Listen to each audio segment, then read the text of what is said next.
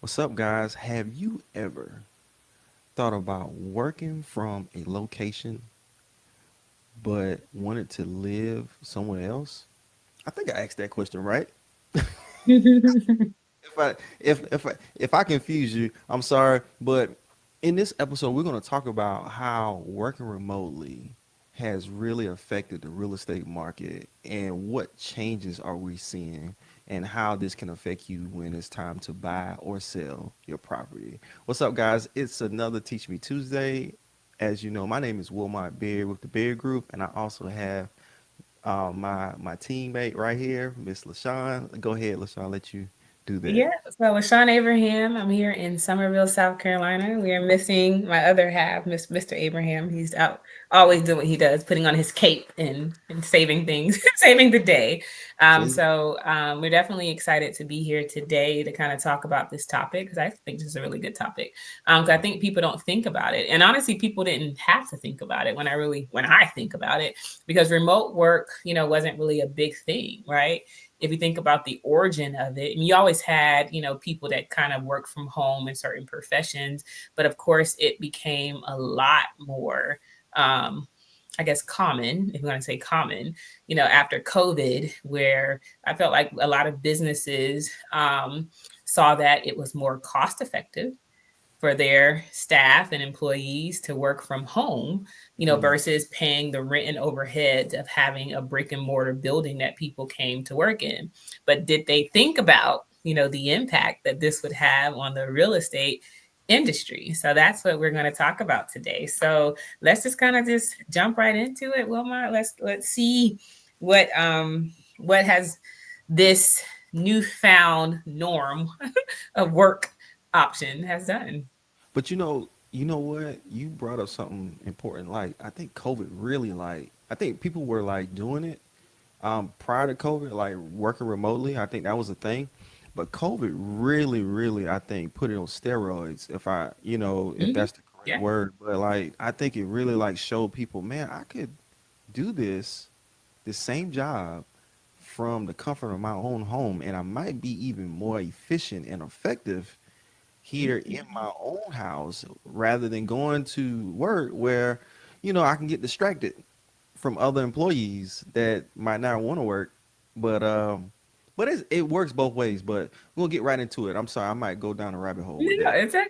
It's all right. All right, let's talk about, so number one. Number one on our list talks about the increase in demand in suburban versus rural, right? Properties. So let's kind of unpack that a little bit. Um, I guess when people work remote, I Mm-hmm. guess, are they more, do you see more people flocking to more rural areas than, the congestion of, the suburban or the city or anything like that? Yeah, because typically, if you think about it, if you're in the city, a lot of time prices are higher in the city, Mhm. right? You're And right. less space in the city. But if you can work from home, and let's just prime example, let's say, you talk about like a Charleston, right, or a Charleston area where prices are expensive because you know a lot of people might work in that area, or there's a lot more things to do. But you got an area like Orangeburg on the outskirts of the Charleston area or whatever, or not even that far out, but just more so in the suburbs or the rural area. Some people want some land to go with their house. Oh, They yeah. don't want to be right next to each other. And some people want more space as well. I think that plays a big role in that higher demand for the suburban or the rural area. A little bit more space and seclusion.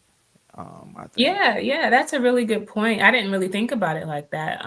Because one, from a cost standpoint, not only is it costing, it's saving money from the business owner or that, bigger box employer who doesn't have to pay the overhead for brick and mortar, but for the employee, the other person on the receiving end, it could be a lot more cost, effective for them, because usually the more rural you go outside of the city limits, outside of the suburbs, it's a lot cheaper. It's a lot cheaper to live, as well, and that's safe too.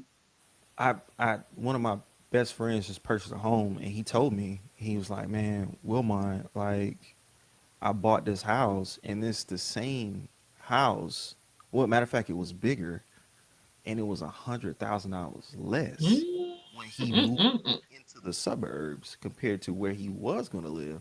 And, real estate is location, location, location. But Yeah. for him and his family, what fit them best was that property that was right on this in the suburbs where they had more space. That was the biggest thing for them. They wanted the space because they were busting out the seams in their previous property. So, yeah. That's some good stuff. That is some good stuff right there. All right. So let's get into number two. So the desire for larger homes and multifunctional spaces, right? So that's one of the impacts that, this whole remote work has kind of had on our industry here. So I guess more people have the desire for a larger home, I guess, comparison to something smaller because they can have multiple families, you think, inside of um one household, which could, I guess, can also cut costs. Are you thinking about it from that lens, maybe? So let's go back to COVID, right?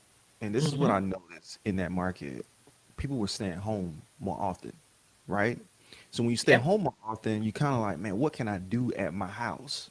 Yep. So when you talk about multifunctional, right? It was like, man, I, let me add on this space to my home, or I wish I would have had a home theater, so I don't have to go to the Mm-hmm. movie theater with someone else, you know, That's or true. or these flex spaces are becoming more desirable for people because they can like, man, I can turn this into this could be a bedroom if I wanted it to, this could be a office if I wanted it to, this could be, Mm-hmm. so it's just opening up the doors for more options for people, and those desired bonus or multifunctional spaces are becoming more and more desirable for people. Office spaces, I'm noticing when I'm going to clients, asking their criteria, they're saying, well, I need a dedicated space for the office. So I really need 3 bedrooms, but I might need 4 because I want one bedroom to be dedicated to an office. Think about it like this too.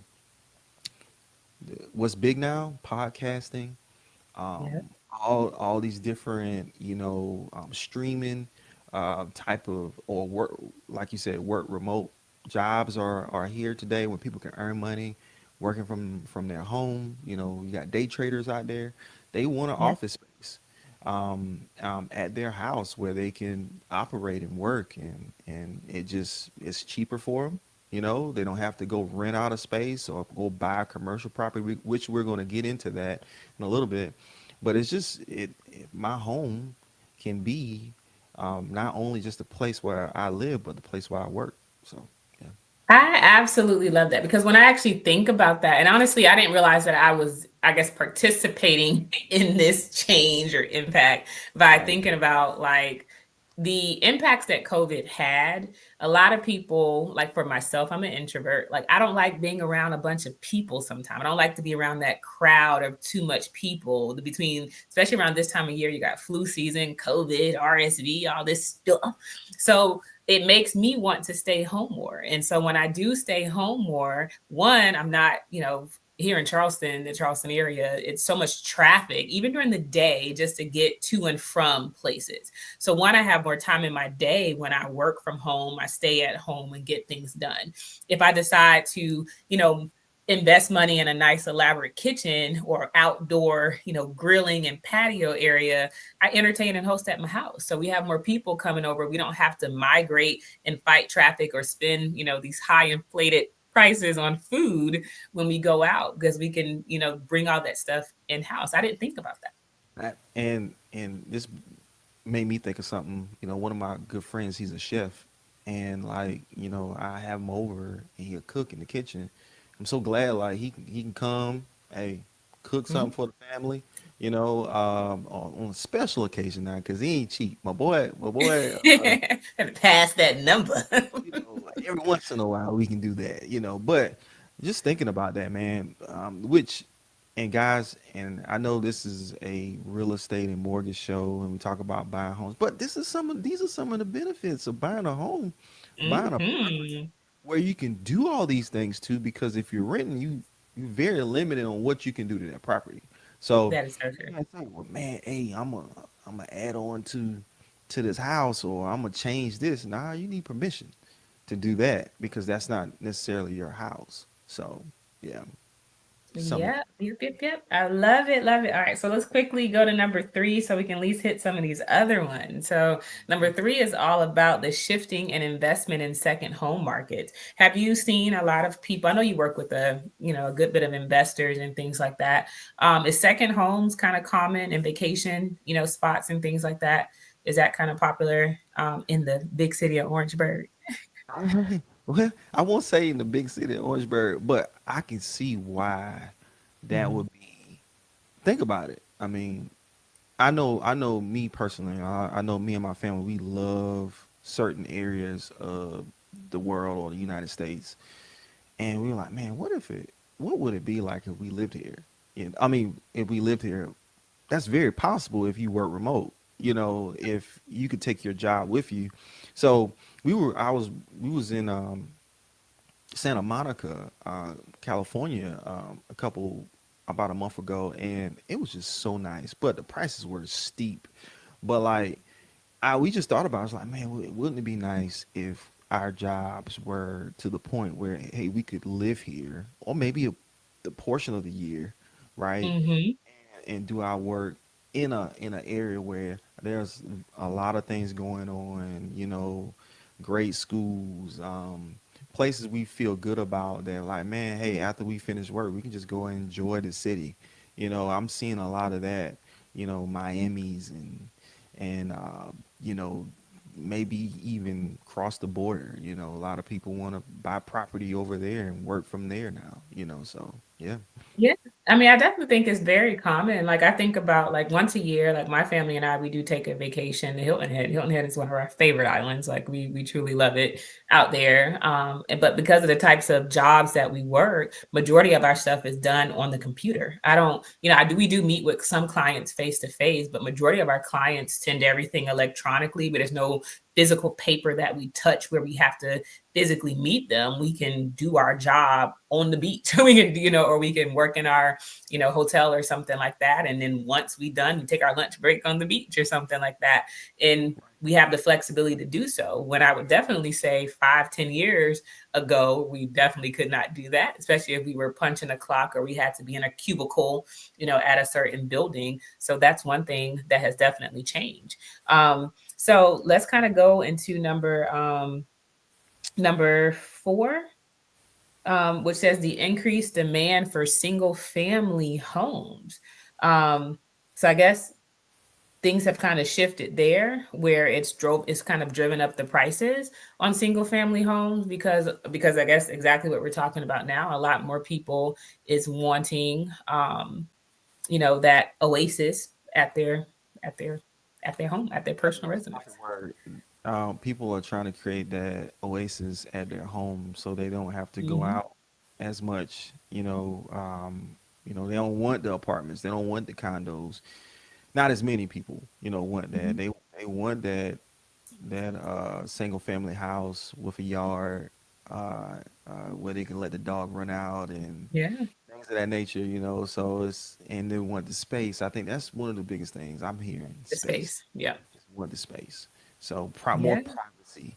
When you yeah. in an apartment, you got to think the only thing separating you is a wall, and Hmm.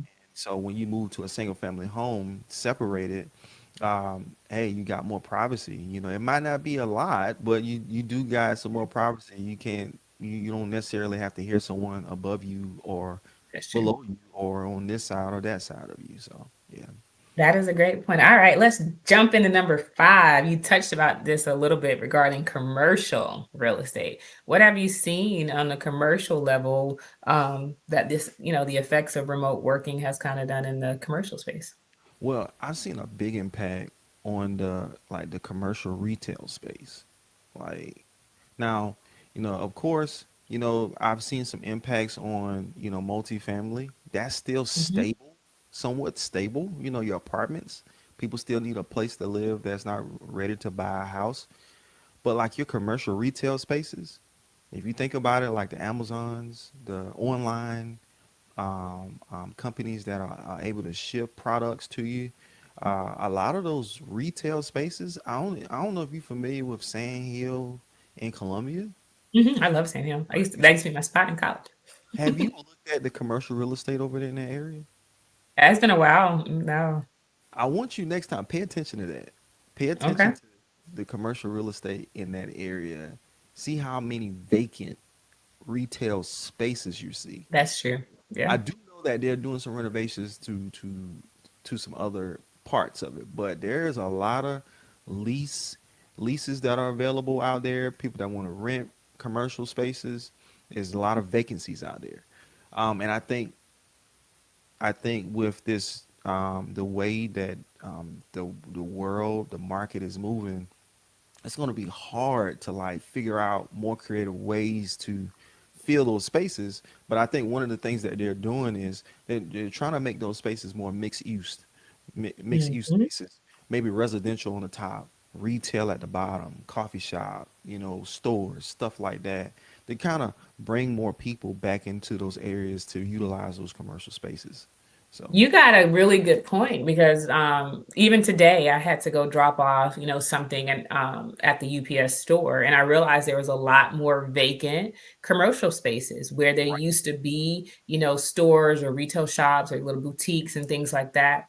You're not seeing it anymore because the reality of the fact is, I think about myself now. I think as an American, we want convenience. We want everything Amazon has kind of made us very accustomed to just getting in 2 days. We order everything on our phone, right? Like I'm literally sitting here thinking about one of the projects that we have to do for our local church is we have to fill these blessing boxes. But I don't have time to go in the store. So what am I going to do? I'm going to order it online and they have them deliver it to my house. I can get my grocery. I don't got to go in the grocery store. Like I don't right, have to physically go into these places anymore to do anything.